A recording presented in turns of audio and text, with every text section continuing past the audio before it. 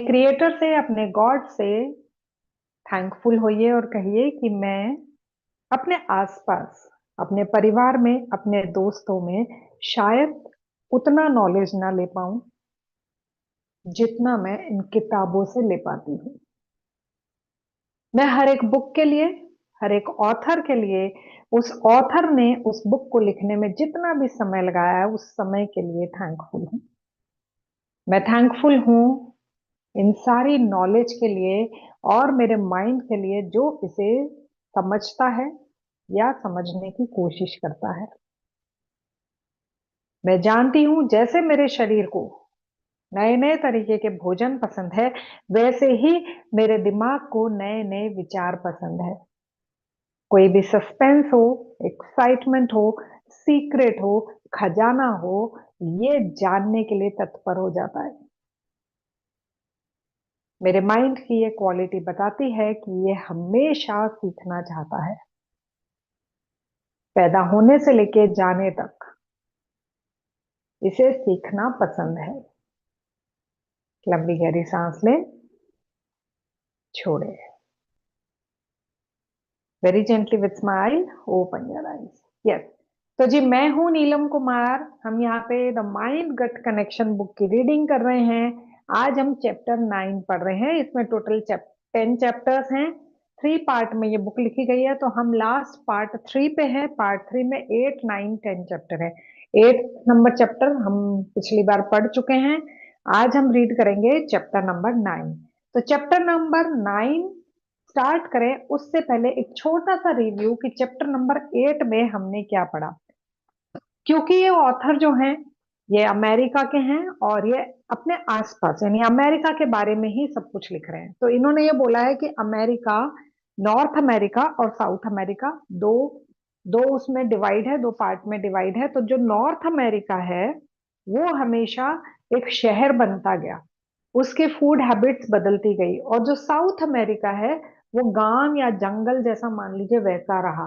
तो north America packed item ज्यादा खाने लगे, ठीक है, शहर के जैसे शहर में रहा जाता है वैसे रहने लगे। और जो साउथ अमेरिका है वहां पे बहुत सारी ट्राइब्स रहती थी, वो जंगलों से जो भी पेड़ पौधों से मिलता था वो खाते थे, अभी भी वो वही खाते थे। तो ये कह रहे हैं कि दोनों के गट में बहुत चेंजेस था, नॉर्थ अमेरिकन के और साउथ अमेरिकन दोनों के गट में बहुत चेंजेस था। तो जो नॉर्थ अमेरिकन थे वो धीरे धीरे धीरे धीरे लॉन्ग टर्म में बीमार पड़ने लगे। और धीरे धीरे जो ये पैक्ड फूड था, जो ये हाई फैट फूड था, जो शुगर बेस्ड फूड था, वो उनके गट के माइक्रोब्स को चेंज भी कर रहे थे। और कुछ एक माइक्रोब्स जो हमारे सेहत के लिए अच्छे थे उनको जिंदगी भर के लिए मार भी रहे थे। तो यहाँ पे अब चैप्टर 9 जो है वो ये बता रहा है the onslaught of the north American diet, यानी कि जो नॉर्थ अमेरिका की डाइट है उसने इस पेट पे कैसे आक्रमण कर दिया। मतलब होता है ना कि कहाँ हम बहुत अच्छा सा फूड खा रहे हैं, कहाँ हम गांव में अच्छी देसी गाय का दूध पी रहे हैं, खेतों से ताजे फल आ रहे हैं वो खा रहे हैं, फलों पे कोई भी दवाई नहीं छिड़की गई है। तो ये सब जो हम कर रहे थे, और वहीं पे एकदम से कोई शहर से कोई आदमी आया, उसने बोला मैं तुम्हारे पूरे गांव को बहुत अच्छा बना दूंगा, और गाय जो तुम्हारी 5 किलो दूध देती है वो 10 किलो देने लग जाएगी, जो तुम्हारे खेत है ना अगर 1,000 क्विंटल सब्जी देते तो वो 2,000 क्विंटल देने लग जाएंगे। तो हर किसी को एक लालसा रहती है कि हम और अच्छे से कमाएं। तो यहाँ पे जितनी भी चीजें धीरे धीरे धीरे धीरे यूज होने लगी थी वो किस तरीके से हमें हार्म कर रही है उसके बारे में बताया। और जो लास्ट चैप्टर जो हम कल पढ़ेंगे उसमें वो सारी चीजें बताई गई हैं जो हमारी बॉडी को हेल्दी बनाए। तो यहाँ पे ये बोल रहे हैं कि अमेरिकन डाइट में ज्यादातर लोग जो है वो एनिमल बेस्ड मांस जो है वो खाने लगे। एक्चुअली क्या है, ऐसा बोला जाता है कि पूरी दुनिया में भारत एक ऐसा देश था जहां पे अगर मांस नहीं भी खाएं तो आपको, क्योंकि यहाँ का क्लाइमेट ऐसा था कि हमेशा पेड़ पौधे फल सब्जियां उगती रहती थी, ऐसे बर्फ गिरने जैसी ठंडी यहाँ पे पूरे भारत में नहीं पड़ी। मतलब कि अगर कोई हिमालय जा रहा है तो और बात है, अगर इंडिया के मिडल में रह रहा है या इंडिया के नीचे साउथ की तरफ रह रहा है तो उसे फल सब्जियां मिल ही जाती थी। हिमालय में भी वो कई ऐसी जड़ी बूटियां पेड़ पौधे मिल जाते थे जो कि वो खा सकते थे। इंडिया में ये ऑप्शन था कि आप बिना मांस खाए भी जिंदा रह सकते हो, क्योंकि बहुत सारे फ्रूट वेजिटेबल वनस्पति पेड़ पौधे थे। लेकिन क्योंकि अमेरिका की तरफ उस तरफ एक्सट्रीम ठंड पड़ती है, ज्यादातर मौसम जो है वो बर्फ से ढका रहता है, तो वहां पे ये फ्रूट वेजिटेबल्स उतने अच्छे से होते नहीं है। जैसे कि इंडिया में फ्रूट वेजिटेबल सस्ता है, लेकिन वहां पे फ्रूट वेजिटेबल महंगा है। तो यह हमेशा से क्लाइमेट की वजह से ऐसा रहा है कि वहां पे मांस जो है वो इजीली मिल जाता है और लोग उसको इजीली खाते हैं। ठीक है, जैसे साउथ अफ्रीका है, वहां पे क्लाइमेट अलग होगा।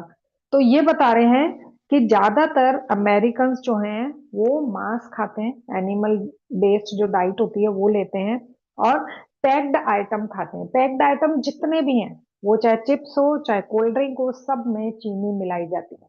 अब आपको एक शानदार बात बताती हूँ।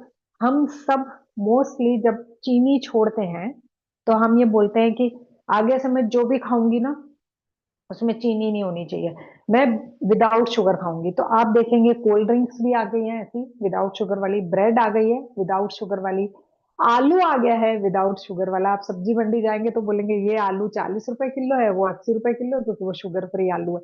तो ये सारी चीजें जो हैं वो सिर्फ हमें बुद्धू बनाने के लिए करी गई हैं, क्योंकि ऐसा रिसर्च में कहा गया है कि चीनी जो है, शुगर जो है, वो एकमात्र ऐसा खाने का फूड है जिसके 250 से ज्यादा नाम है। 250 से ज्यादा नाम। यानी कि आप उस डब्बे को उठाओगे, आप बोलोगे मैं तो शुगर फ्री ब्रेड खानी है, हाँ शुगर नहीं लिखा है ना, शुगर नहीं लिखा, ये मैं ले सकती हूँ। तो शुगर का कोई और नाम लिखा होगा वहां पे। ठीक है, आपको उस नाम के बारे में पता चल गया कि अच्छा या तो शुगर लिखा होता है या चीनी लिखा होता है या इस तरीके से ये लिखा होता है। आप वो 3 नाम जान गए, चौथा नया नाम निकाल दिया।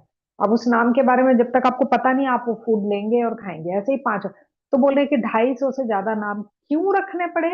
पब्लिक को बुद्धू बनाने के लिए। पब्लिक को ये पता ना चले कि इसका मतलब भी शुगर है, इसका मतलब भी शुगर है। तो शुगर का कोई ना कोई कंटेंट उसमें डाला जाता है। जैसे कि अगर कोई अगर ये बोले अरे नहीं नहीं ये तो रेड थोड़ी है, ये तो लाइट रेड है, ये टोमेटो रेड है, ये डार्क रेड है, नहीं ये रेड नहीं है, ये तो टोमेटो रेड है, ये डार्क रेड है। तो वैसे ही शुगर के 250 से ज्यादा नाम हैं, और हर पैक्ड आइटम पे शुगर किस टाइप की डाली गई है वो लिखी भी होती है। बट क्योंकि हमें नॉलेज नहीं होती तो हम ले लेते हैं कि हम तो शुगर फ्री खा रहे हैं और उसको खा लेते हैं। तो ये बता रहे हैं कि ठीक है, आप लोग कह रहे हो, क्योंकि ये खुद भी डॉक्टर थे, ये जब बोलते थे कि मांस नहीं खाना है, तो जो नॉर्थ अमेरिकन हैं, ये एक्चुअली पूरा चैप्टर क्या अमेरिका पे बेस्ड है, अमेरिका की डाइट पे। तो क्योंकि हम इंडिया में रहते हैं तो इसलिए बहुत शॉर्ट में कंप्लीट करने की कोशिश करूंगी, क्योंकि वहाँ की ऑब्वियसली डाइट अलग है, इंडिया से बिल्कुल अलग है। हमारे इंडिया में ज्यादातर ऑलरेडी वेजिटेरियंस हैं लोग, है ना, मतलब अलग से उनको, है ना, ये नहीं बताना पड़ता है कि नहीं आप, है ना, मतलब नॉन वेज मत खाइए। तो ये मैं थोड़ा शॉर्ट में कंप्लीट करूंगी, इसमें से हमारे लिए क्या काम का है वो देखेंगे। तो ये कह रहे हैं कि आप लोग बोल रहे हो मांस मत खाओ तो आप हेल्दी रहोगे, तो हमारे जो पूर्वज थे वो तो खाते थे मांस, हमारे दादा भी खाते थे, परदादा भी खाते थे, वो तो हेल्दी फिट रहते थे। अब आप हमें मना कर रहे हो, ऐसा क्यों कर रहे हो? तो ये डॉक्टर्स कह रहे हैं कि एक पूरी रिसर्च की टीम बनाई गई, और मोस्टली ये ज्यादातर चूहों पे ही रिसर्च करते थे। चूहों पे जब रिसर्च सक्सेसफुल हो जाती थी तो कुछ लेडीज और कुछ जेंट्स का ग्रुप बना के रिसर्च करते थे। तो कहते थे कि 2 ग्रुप बनाए गए। ठीक है, लेडीज के पहले तो चूहों पे कर ली इन्होंने, उसके बाद में 2 लेडीज के ग्रुप बनाए गए। ये जो लेडीज का ग्रुप था, इनको उस गाय का दूध दिया गया जो गाय जंगल में फ्री, किसी की पालतू नहीं है, मर्जियो जहां जाती है, मर्जियो जो पौधा खाती है, मर्जियो जैसे चरती है वो। ठीक है, उस गाय का दूध इस ग्रुप को दिया गया। ठीक है, और ये वाली जो गाय है, ये क्या करती थी, इसको शहर में रखा गया था, इसको स्पेशली जो फैट वाला फूड होता था वो खिलाया जाता था, इसको स्पेशली 5 की बजाय 10 लीटर दूध दे, इस तरीके का फूड दिया जाता था। तो इधर वाली लेडीज को वो दूध दिया गया जो शहर की गायें थी, और इधर वाली लेडीज को वो दूध दिया गया जो कि गांव की थी, मर्जियों जैसे चरती थी, मर्जियों जहां खाती थी। इधर वाली जो है वो हाई फैट वाला दूध हो गया, और इधर वाला जो हो गया जड़ी बूटियों वाला दूध हो गया। ठीक है, दोनों तरीके के दूध उन लेडीज को दिए गए, और जब बाद में उन लेडीज को नहीं बताया, इनको भी लग रहा था हम दूध पी रहे हैं, इनको भी लग रहा था हम दूध पी रहे हैं, ये नहीं बताया कि तुम्हें गांव का, तुम्हें शहर का दूध दिया जा रहा है, या तुम्हें जंगल की गाय दी है और ये शहर की। लेकिन जब जो इनके गट का टेस्ट करा गया, सारा कुछ टेस्ट रिपोर्ट में आया, तो पता चला कि जो लेडीज वो जंगली गाय का दूध पी रही थी, उनके पेट में डिफरेंट डिफरेंट टाइप्स के माइक्रोब्स थे, और उनमें मोटापा जो है वो धीरे धीरे खत्म हो गया था। अगर कोई मोटी थी तो वो रिड्यूस हो गया था उसका बॉडी वेट, और इधर वाली जो थी ये हेल्दी होती जा रही थी, मोटी होती जा रही थी, और पेट के माइक्रोब जो है वो भी बदल गए थे। तो यहाँ पे ये यूं बोल रहे हैं कि जो पाले जाते हैं जानवर, जो शहरों में स्पेशली पाले जाते हैं, वो चाहे मुर्गी पाली जा रही हो, चाहे सुअर पाला जा रहा हो, चाहे गाय पाली जा रही हो, किसी भी टाइप का जानवर अगर पाला गया है, अगर बकरी भी पाली जा रही है, कोई भी जानवर अगर पाला गया है, तो उसे जानबूझ के मोटा करा जाता है ताकि वो अच्छे दामों में बिके। उसको जानबूझ के ऐसा खाना खिलाया जाता है, उसको जानबूझ के ऐसे इंजेक्शन दिए जाते हैं, ताकि वो जो भी कस्टमर उसको ले, चाहे वो उसका दूध ले, चाहे वो उसको खुद को खरीद के मार के खाए, लेकिन वो जो जानवर है उसको स्पेशली मोटा करा जाता है। और ऐसा है सिर्फ जानवरों में नहीं, फल सब्जियों में भी होने लगा है। आम और बड़े आने लगे हैं, अमरूद और बड़े आने लगे हैं, नींबू और बड़े आने लगे हैं। ऐसा क्यों करा जा रहा है? क्योंकि उन सब पे पेस्टिसाइड्स छिड़के जा रहे हैं। तो कह रहे हैं कि दोनों में बहुत फर्क है, और दोनों ही बॉडी के अंदर बहुत सारे चेंजेस लेकर आते हैं। आप में से कोई गेस करेगा कि पूरे इंडिया में, पूरे इंडिया में सबसे ज्यादा कैंसर के लिए सेंसिटिव स्टेट कौन से हैं? कोई गेस करेगा कि कैंसर सबसे ज्यादा किधर हो सकता है? ओके, मम्मी जी कह रहे हैं किधर, कुछ ऐसे इशारा। पंजाब, पंजाब। हाँ, यस, मम्मी मम्मी पंजाब ही गए हुए हैं, रजनी मैम भी पंजाब बोल रहे हैं, रत्ना मैम मेट्रो सिटीज बोल रहे हैं। ओके, ओके, ठीक है। तो जी अब मैं आपको बता रही हूँ, काफी हद तक मम्मी जी भी सही हैं, लेकिन अभी फिलहाल पंजाब काफी सेफ है। जो आप गूगल करेंगे तो आपको पता चलेगा, मिजोरम, मेघालय, जो पहाड़ों में जगह है, वहां पे सबसे ज्यादा कैंसर है। अब मैं भी खुद रात को जब स्टडी कर रही थी तो मैं भी सरप्राइज हो गई, ऐसे कैसे, उधर क्यों है सबसे ज्यादा कैंसर? पहाड़ों में तो इतनी ताजी अच्छी हवा है, जंगल है, पेड़ पौधे हैं, मर्जी हो जो खाए पिए। तो पता चला कि सबसे पहली बात तो वहां पे, क्योंकि पहाड़ी एरिया है, और पहाड़ों में अभी हम लोग भी जितनी बार घूमने गए, आपको मन की शांति मिलती है दो तरीकों से, या तो मेडिटेशन से, और या फिर ड्रग्स के एडिक्शन से। ठीक है, पहाड़ों में छुप छुप के लोग ड्रग्स करते हैं, अल्कोहल लेते हैं। तो ड्रग्स और अल्कोहल की वजह से उनको लंग्स से रिलेटेड कैंसर है। ठीक है, जैसे साउथ की साइड में माउथ कैंसर, ओरल कैंसर ज्यादा है। तो ये बोल रहे हैं कि पूरे ऑल ओवर इंडिया में अगर चेक करा जाए तो नॉर्थ की साइड, ईस्ट वेस्ट नॉर्थ, ऊपर की साइड ज्यादा कैंसर पाया जा रहा है। क्यों? क्योंकि वहां पे भी घर की लाइफस्टाइल शहरों जैसी होगी, घर में सब कुछ है। ठीक है, दूसरा वहां पे अल्कोहल और ड्रग्स बहुत यूज हो रहा है। तीसरा, वहां पे लोगों ने पैदल चलना छोड़ दिया है। अपन को लगता है पहाड़ पे रहते हैं बहुत पैदल चलते हैं, तो एक्सरसाइज वगैरह भी उनकी इतनी नहीं हो रही है। और चौथा, क्योंकि वो पहाड़ पे रह रहे हैं, अगर हल्का फुल्का कुछ सिम्टम आया भी तो वहां पे हॉस्पिटल फैसिलिटीज इतनी नहीं है कि आपको स्टार्टिंग में ही पता चल जाए कि आपको ये बीमारी हो गई। हल्का फुल्का आसपास किसी डिस्पेंसरी में जाके चेक करा लिया और ठीक हो गए, फिर वो लास्ट स्टेज तक पता चलता है। तो जितने भी नॉर्थ साइड के हैं उस तरफ ये ज्यादा है। पंजाब में कुछ सालों पहले पंजाब टॉप पे माना जाता था, बिकॉज ऑफ वहां पे, वहां से सारी फसल आती है।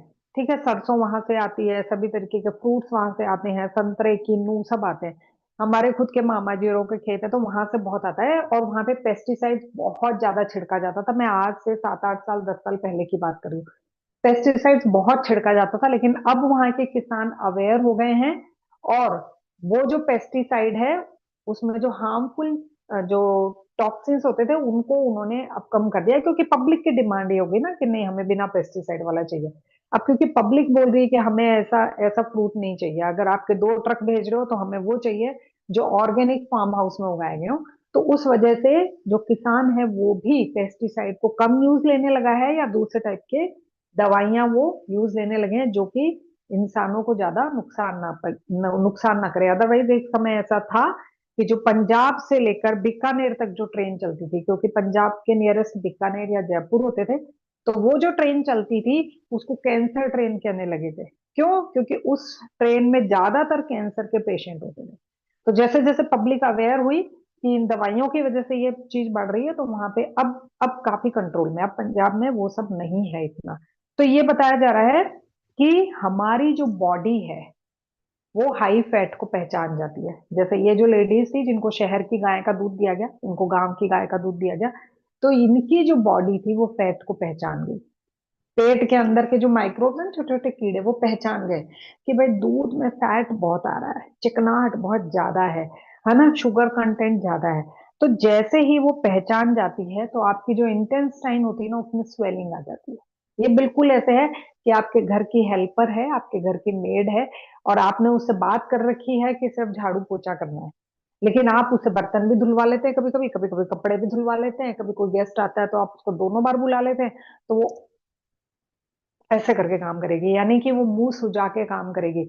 आपने क्या करा, उसको ज्यादा ओवरबर्डन कर दिया। वैसे ही आपकी जो इंटेस्टाइन है वो जितना काम करती है, उसकी बजाय आपने उसको हाई फैट फूड दे दिया, आपने उसको शुगर एक्स्ट्रा दे दिया, तो अब वो सुजा सुजा के, मुंह सुजा के काम करेगी, यानी कि उसमें स्वेलिंग आ जाएगी। कई बार आपने डॉक्टर से चेकअप में देखा होगा कि उसके इंटेस्टाइन में स्वेलिंग आ रखी है, या उसके लीवर में स्वेलिंग आ रखी है, हाई फैट हो रखा है। तो ये सारी चीजें ये ऐसे बताते, बोल तो सकते नहीं। इंटेस्टाइन बाहर आके तो बोलेगी नहीं कि यार भाई नीलम बहुत मीठा खा लिया आज तुमने। वो मुंह सुजा के बैठेगी, और जैसे ही वो मुंह सुजा के बैठेगी तो आपको पेट खराब हो गया, आपका कुछ खाने का मन नहीं कर रहा। अब यहाँ पे इन्होंने एक मेजर क्वेश्चन करा है, वो ये कि जब कभी मेरा इंटेस्टाइन स्वेलिंग होता है, हल्की सूजन हमारी भूख को कम करती है। होता है ना भी मुंह सूजा, बाई ने मुंह सुजा लिया, तो अपन सोचेंगे अभी ज्यादा काम नहीं देते इसको। Thank you Rajni ma'am.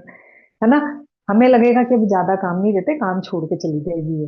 है ना, काम छोड़ के चलेगी तो ज्यादा प्रॉब्लम होगी, फिर कभी कई बार हमसे बोलते ले चाय भी पी ले, बिस्किट भी खा ले, नाश्ता भी कर ले, मुझसे पटाने में लगे रहते हैं। वैसे ही जो ये कह रहे हैं कि आपकी जब इंटेस्टाइन हल्की सूजन में होती है तो आपको भूख कम लगती है, आपका मन ही नहीं करेगा, पेट खराब है पता नहीं क्यों आज मन नहीं कर रहा, आपका पेट बोलेगा, तो आप कुछ खाएंगे नहीं। तो कह रहे हैं हमारे लिए, हम हल्की सूजन हमारी भूख को कम करती है, जो कि हमारे लिए अच्छी नहीं है। तो जब हम स्ट्रेस में होते हैं तो क्यों हाई फैट खाने की इच्छा करती है? अच्छा, दोनों चीजें रिवर्स है। ये कह रहे हैं कि आपके पेट में सूजन है, आपका खाना खाने का मन नहीं करा, आपने नहीं खाया एक दो दिन, ठीक है, पेट ठीक हो गया। लेकिन कई बार ऐसा क्यों होता है कि आपका पेट खराब होता है, सूजन होती है, फिर भी आपका हाई फैट, तला हुआ, ज्यादा नमकीन, ज्यादा चीनी खाने का मन करता है? कभी कभी किसी की ऐसी इच्छा करती है क्या, एकदम से खूब सारा मीठा खा लूं, या हाँ हमेशा तो ध्यान रखती हूँ आज कुछ तले हुए पकौड़े खा लूं? करती है क्या? ह्यूमन माइंड है। हाँ, बताइए बताइए किस किस की करती है? कभी कभी कर जाती है ना, देखो हंसी आ रही है। क्वेश्चन लिया मैं ज्योति हम सब आकर। तो ये जो आपकी कभी कभी इच्छा करती है ना, आपको लगता है मेरी विल पावर वीक थी, मैं क्यों नहीं कंट्रोल कर पाई"। नहीं, आपके अंदर एक हार्मोन है जो अपना गेम खेल रहा है। एक हार्मोन है जो इस तरीके से रिएक्ट कर रहा है कि आपको वो जो खाने की इच्छा कर रही है, आप उसको रोक ही नहीं पाते और खा लेते हैं। यस। तो क्या है वो हार्मोन? हम में से, हमने पिछले वाले चैप्टर्स में पढ़ा था कि जब कभी स्ट्रेस होता है तो कौन सा हार्मोन रिलीज होता है? कॉर्टिसोल, है ना। तो ये जो कॉर्टिसोल हार्मोन है, ये ज्यादा रिलीज होने लग जाता है स्ट्रेस के समय। और जब स्ट्रेस में ये कॉर्टिसोल हार्मोन ज्यादा रिलीज होगा ना, तो कॉर्टिसोल का एक काम और है, ये भूख को बढ़ाएगा। कॉर्टिसोल का एक काम और है, ये भूख को बढ़ाएगा। और जैसे ही भूख को बढ़ाएगा तो आपका माइंड ऑलरेडी स्ट्रेस में, वो ये नहीं सोचेगा कि भूख लग रही है तो पिज्जा खाऊं कि घिया खाऊं, वो तो पिज्जा ही खाएगा। क्यों? क्योंकि दिमाग इतना लॉन्ग सर्वे नहीं करेगा कि हेल्दी खाना चाहिए, मुझे ये नहीं खाना चाहिए। वो कह रहा है कि उस वक्त आपका दिमाग जो है वो फैट खाएगा, शुगर खाएगा, नमकीन खाएगा, तला हुआ खाएगा। क्यों? क्योंकि कॉर्टिसोल आपके अंदर की भूख को बढ़ाता है। तो अब मुझे ये बताओ कि आपको पता है तला हुआ खाना अच्छा नहीं है, आपको पता है शुगर खाना अच्छा नहीं है, आपको पता है कि हाई फैट खाना अच्छा नहीं है, लेकिन अब कंट्रोल कैसे करें? तो क्या ऐसा हो सकता है कि मैं स्ट्रेस को कंट्रोल करूं? क्योंकि मैं अपने खाने को तो कंट्रोल कर नहीं पा रही। मैं तो खा रही हूँ, भूख लगी और मैंने तला हुआ खा लिया। अब खाने को तो कंट्रोल कर नहीं पा रही। यस। तो हमें मेडिटेट करना है। सेम ऐसा जब मेरी मेरी अभी मैं भी अपनी ट्रेनर है, उनसे ट्रेनिंग लेती रहती हूँ खाने पीने की सारी। तो उन्होंने जब जब उन्होंने बोला कि नीलम तुम्हें बिल्कुल मीठा नहीं खाना है, तो मैंने पूरा 1 मंथ कुछ नहीं खाया। एक दिन मैंने आइसक्रीम खा ली। अब आइसक्रीम खा ली, उसके बाद में गिल्ट, मैंने क्यों खा ली, नहीं खानी चाहिए थी, क्या मैं खुद को रोक भी नहीं पा रही हूँ? मैं काहे का मेडिटेशन कर रही हूँ, मैं काहे की टीचर हूँ, मैं क्या अच्छा। दूसरों को तो ये कहती रहती हूँ, वो कहती रहती हूँ, लाखों प्रवचन देती हूँ, खुद को तो तुम रोक नहीं पा रही हो।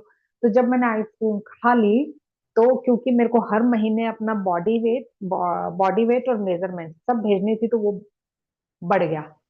तो मैंने अपनी जो इंस्ट्रक्टर थी, है ना, उनको ये बोला, नहीं नहीं, मैंने आइसक्रीम खाई है ना, इसलिए मेरा 1 किलो वजन बढ़ा है, अदरवाइज तो नहीं बढ़ता।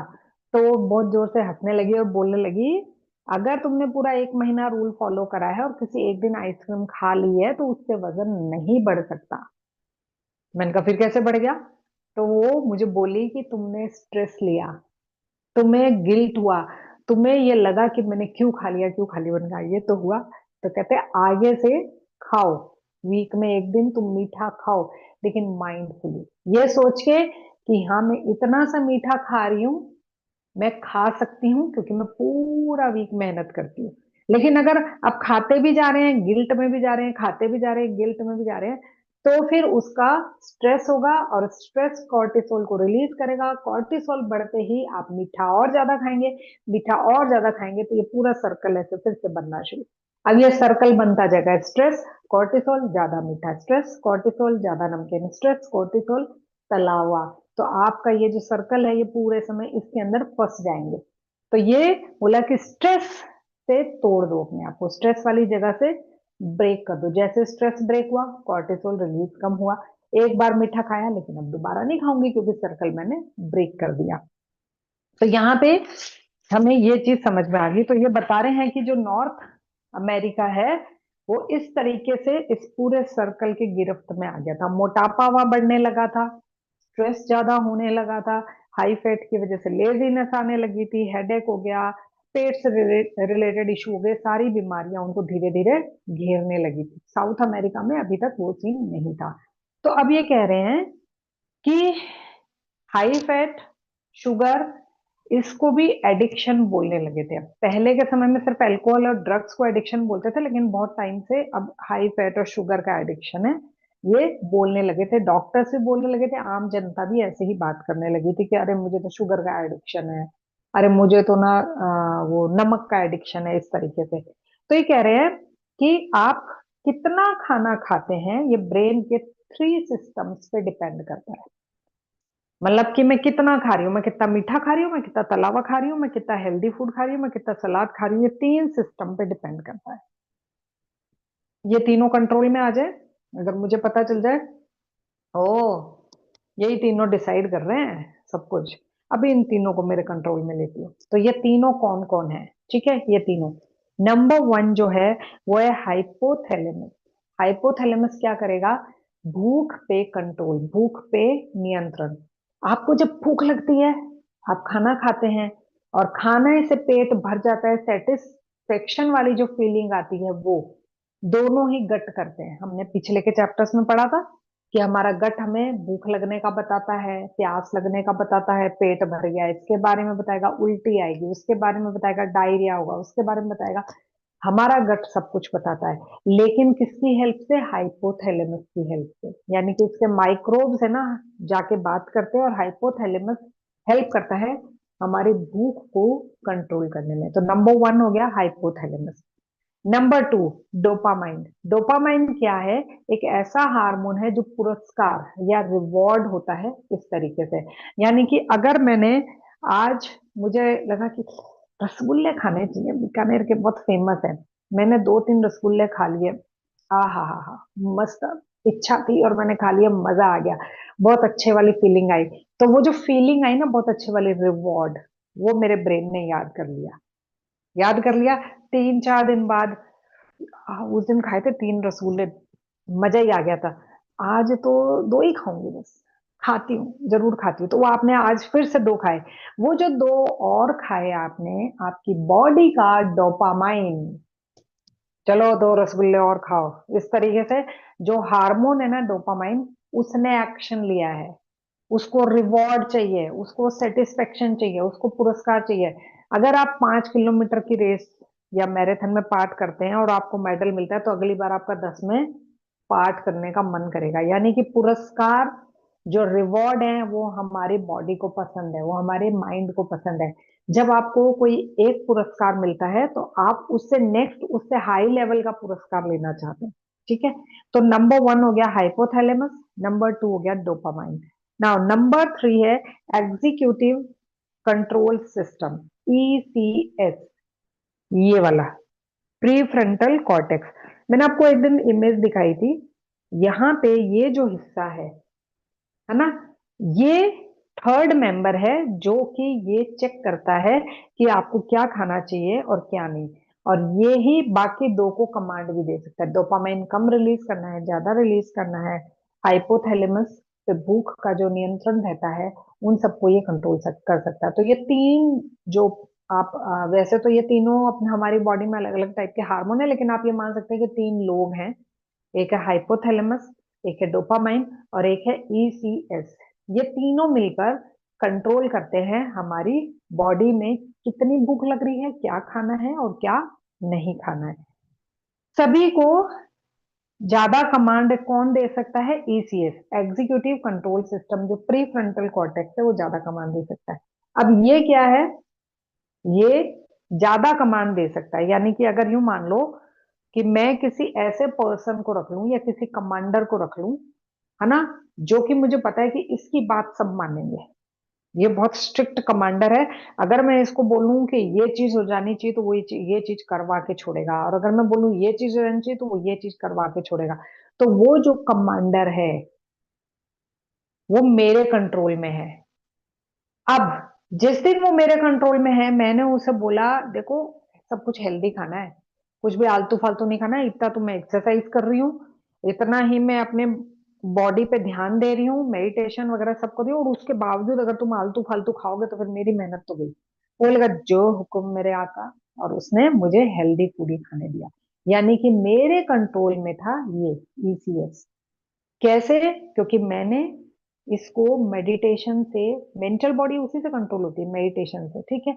ध्यान अगर नहीं करेंगे ना, तो ये कंट्रोल में नहीं है, तो पूरी फिजिकल बॉडी कंट्रोल में नहीं है। बॉस है, सुपर डुपर बॉस है। अब ये जो कमांडर है, इसने मेरी बात मानी, लेकिन अब ये जो कमांडर, इसको अगर मैं कुछ ऐसा वैसा बोल रही हूँ, ढंग से खाने पीने को नहीं दे रही हूँ, है ना, मैंने उसको रखा हुआ है ना, मैं उससे अच्छे से काम नहीं करवा रही हूँ, वो अच्छे से काम कर रहा है तो भी मैं कुछ भी बोल रही हूँ, यानी कि मेरे अंडर में जो काम कर रहा है, मैं उसकी केयर नहीं कर रही हूँ, तो ये क्या करेगा? अपनी मर्जी चलाएगा।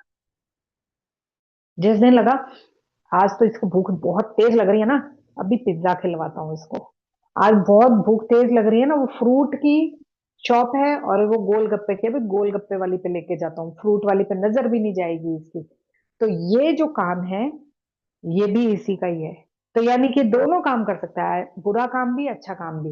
लेकिन अच्छे काम के लिए आपको मेंटल पीस चाहिए, शांति चाहिए, आपको इसे कंट्रोल करना आना चाहिए, सीखना आना चाहिए, ठीक है।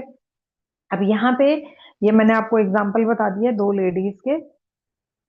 इंडस्ट्रीज जो हैं, जितनी भी, जो कि मार्केट में है, जो बहुत तरीके के फूड पैक करती हैं, वो हमारी हेल्थ के साथ कितना खिलवाड़ कर रही हैं, उसका इन्होंने आगे कुछ एक पॉइंट्स लिए हैं। Number 1 point, artificial sugar. ठीक है, मैंने आपको बताया 250 से ज्यादा नाम है चीनी के, और कोई ऐसा नाम वो छाप देते हैं जिसके बारे में हमें पता नहीं है, और हम वो फूड लेकर खा लेते हैं।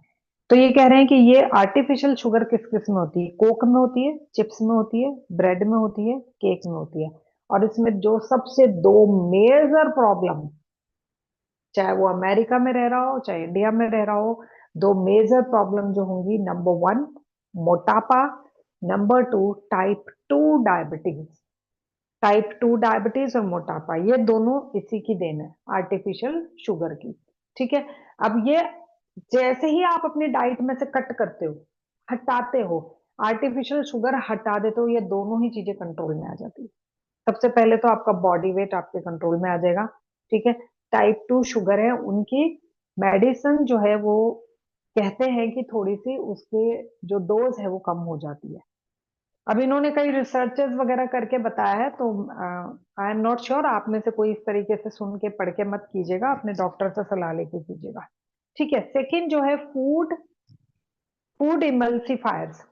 फूड इमल्सिफायर अगर नॉर्मल सिंपल सी लैंग्वेज में बोले तो क्या होते हैं? फूड इमल्सिफायर ऐसा फूड, ऐसी चीजें जो कि आपके भोजन को सुरक्षित रखे। जैसे अचार, अचार डालते हैं कई सालों तक सही पड़ा रहता है। वैसे ही ऐसी बहुत सारी चीजें हैं जो आपके फूड को प्रिजर्व करके रखती है, जैसे कि सिरका, है ना। तो ये कह रहे हैं कि इसका काम क्या है? तेल और पानी, तेल और पानी को हम मिला सकते हैं क्या? तेल और पानी नहीं, सॉरी, हाँ तेल और पानी, तेल और पानी को हम मिला सकते हैं? नहीं मिला सकते। पानी के ऊपर अगर आपने तेल डाल दिया तो तेल तेल ऊपर तैरने लगेगा। यस, यस, बिल्कुल बिल्कुल Ratna ma'am, long shelf type. तो पानी और तेल वैसे तो नहीं मिलते, लेकिन पानी और तेल को मिक्सी में घुमा दूं बहुत देर तक, तो वो बिल्कुल ऐसे हो जाएंगे कि एक साथ एक दूसरे के साथ ही बंधे हुए थे, वो आप अलग अलग नहीं कर पाओगे। तो ये कह रहे हैं कि वो सारे फूड इमल्सीफायर्स हैं जिनको कि इस तरीके से मिला दिया जाता है कि वो हमेशा के लिए, मतलब कि उस फूड को प्रिजर्व करके रखते हैं। तो इसका इनका जो यूज होता है वो कहाँ कहाँ होता है? आइसक्रीम में, पेस्ट्री में, केक में, चॉकलेट में, मेयोनीज में, कुकीज में, पीनट बटर में और सॉस में। अब आपको पता है ये सब चीजें खराब भी नहीं होती। आइसक्रीम हम 6 महीने पुरानी भी ला के खा लेते हैं, पेस्ट्री भी हम 1 महीना पुरानी खा लेते हैं, केक, चॉकलेट, मेयोनीज, ये सब खराब नहीं होते। और अगर अभी आप होममेड बना के देखो, आप आज आज होममेड केक बनाओ बिना कोई इसमें ये प्रिजर्वेटिव डाले, तो आपका केक अगले दिन तक आपको खत्म करना ही पड़ेगा एनी हाउ। तो ये बोल रहे हैं कि ये सारी चीजें जो हैं वो फूड की लाइफ को बढ़ा देती हैं, लेकिन हमारे पेट को कभी कभी ये नुकसान करती है। एक लिमिटेड मात्रा में खाना सही है, जैसे कि पहले के टाइम में जो अचार डालते थे उसमें सिरका नहीं होता था, है ना, बिना सिरके का डालते थे, लेकिन वो भी प्रिजर्व रहते थे। तो वो जो अचार है आपके माउथ में जो लार बनाते थे, आपके पेट में डिफरेंट टाइप के माइक्रोब्स बनाते थे, वो अच्छा होता था। थोड़ी मात्रा में हम लोगों ने सबने पराठे अचार के साथ खाए हैं स्कूल में। ठीक है। वो सब अच्छे होते थे हमारे लिए। तो ये बोल रहे हैं कि ये सारे फूड इमल्सिफायर्स जो है, जो कि भोजन को सुरक्षित रखते हैं, भोजन को लंबा रखते हैं, काफी हद तक सही है, लेकिन फिर भी ये पेट को नुकसान पहुंचाते हैं। ठीक है। तो पेट को नुकसान और किस टाइप का पहुंचाते हैं? एक तो आपके पेट में स्वेलिंग आ सकती है, इंटेस्टाइन वगैरह में स्वेलिंग आ सकती है। अब क्योंकि एक छोटे वाली स्मॉल इंटेस्टाइन सूज गई, नहीं कर रही काम, तो फिर क्या है कि जो फूड पहुंचा ना पेट में, स्मॉल इंटेस्टाइन ने तो काम करा नहीं, अब वो बिग इंटेस्टाइन के पास डायरेक्ट चला गया बिना पचे हुए। अब बिग इंटेस्टाइन के पास जब डायरेक्ट चला गया तो उसे पता नहीं है कि कैसे पचाना है, स्मॉल इंटेस्टाइन का काम उसे आता नहीं है करना। तो वो क्या है, फूड बिना पचे हुए ही आपकी बॉडी से जब निकलेगा तो कॉन्स्टिपेशन भी होगा। तो जिसका काम उसी को साजे दूजा करे, तो ठेंगा बाजे वाली बात है, स्मॉल इंटेस्टाइन का काम बिग इंटेस्टाइन नहीं कर सकती। अब एक चीज और ये बोल रहे हैं कि अभी अमेरिका में बहुत ज्यादा ग्लूटेन फ्री खाना पॉपुलर हो गया है ना। जैसे ग्लूटेन फ्री, ग्लूटेन सबसे ज्यादा किसमें होता है? गेहूं में। तो ये रागी खाओ, ज्वार खाओ, बाजरा खाओ, बहुत सारा फूड जो पैक आ रहा है उस पे भी लिखा रहा है gluten free, gluten free, gluten free. तो ये कह रहे हैं कि सबके लिए ये जरूरी नहीं है, सभी की बॉडी ग्लूटेन ना पचाए ऐसा जरूरी नहीं है। तो इन्होंने पर्टिकुलर एक टाइप की बीमारी लिखी है, वो बीमारी जिसको है वही ग्लूटेन रोके, वही ग्लूटेन अपने पेट में ना डाले, अदरवाइज बाकी सब लोग थोड़ा बहुत कंज्यूम कर सकते हैं। तो ये एक और एग्जांपल ले रहे हैं, ये कह रहे हैं कि मैं एक फार्म हाउस गया, एक फैमिली के पास, वहां जाके रहा, तो मैंने ये देखा कि वो अंगूर से ही देसी शराब बना रहे हैं, उनके खेत में जो उग रखा है वही सब्जियां काट के बना रहे हैं, उनके बाड़े में जो गायें बंध रखी है उसी के दूध की चाय बना के पी रहे हैं।